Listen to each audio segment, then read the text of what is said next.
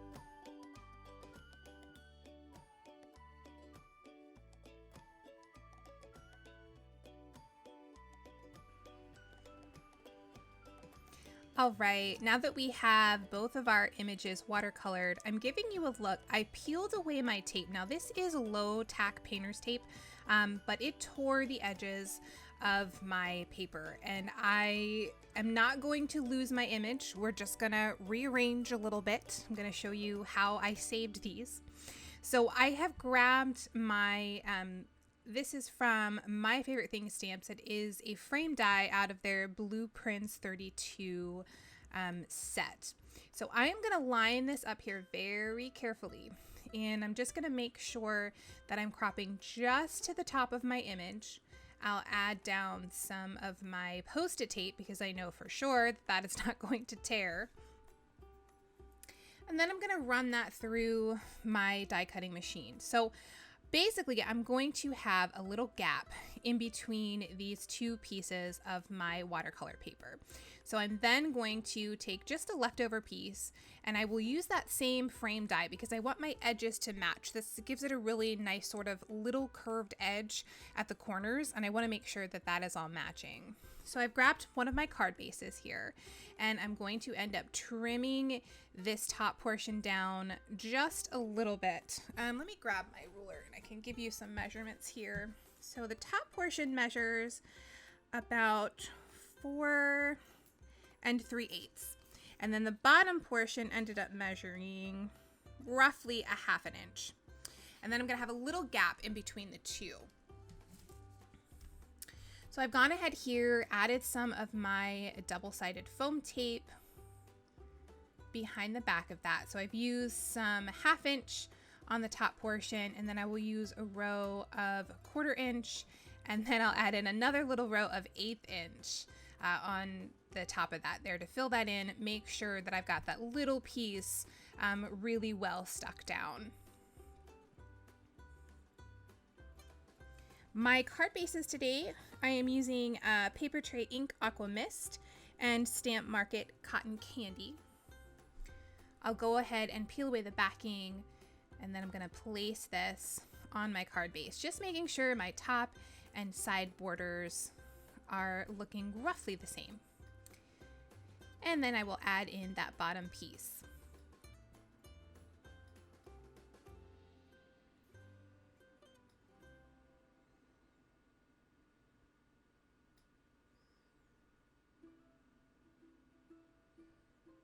Just doing my best to keep that nice and even. So then I'm going to take my bone folder, just run that along the back of my card to make sure that's all stuck down nice and tight. So I wasn't quite sure what I wanted to do with that gap. I definitely could have just left it open, I think, and just kept it plain. I thought about maybe putting a ribbon there. I thought about stamping my sentiment along that bottom portion and just sort of leaving that line there to sort of separate the two a little bit. And then I was looking through my stash, and I had picked up these beautiful iridescent sequins. I forget what you call this. I guess it's sort of like a sequin ribbon or trim. And I think I got this a while ago at Target. It might have even been spring or Easter of last year. So I thought, well, this will give a little bit of shine, and it sort of gives a reason for that gap to be there. So I am taking my pokey tool there and just making sure that those sequins fit down nice and tight in between the two sections of my panel. And I'm just going to trim those off. I did go ahead and take that pokey tool and just sort of push on the foam tape that I had underneath both of those to give a little bit more room, make sure I was able to slide that in there. And then I ended up taking my glossy accents and I pulled off the one end sequin on each side, added a little glossy accents, and then used my pokey tool to slide that sequin back in there.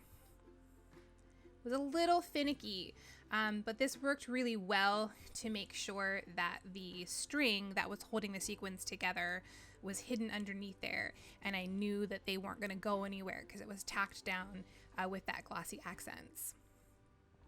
So just fussing with that, making sure I've got everything in line the way that I would like it. And then I'll do the same thing on this side, just tucking in that string, pulling off the very edge sequin there, adding a little glossy accents, And then I will slide that sequin back in place.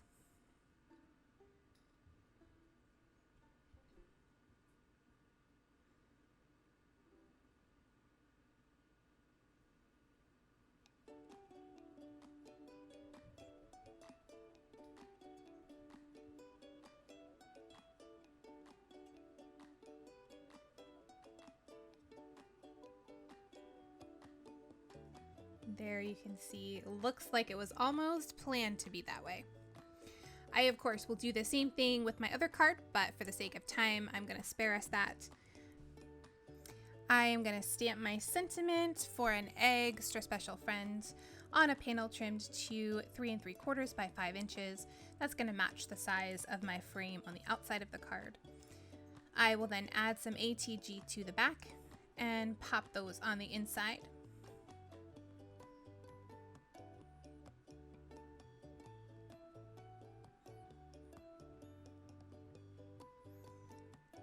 And that will complete our cards for today.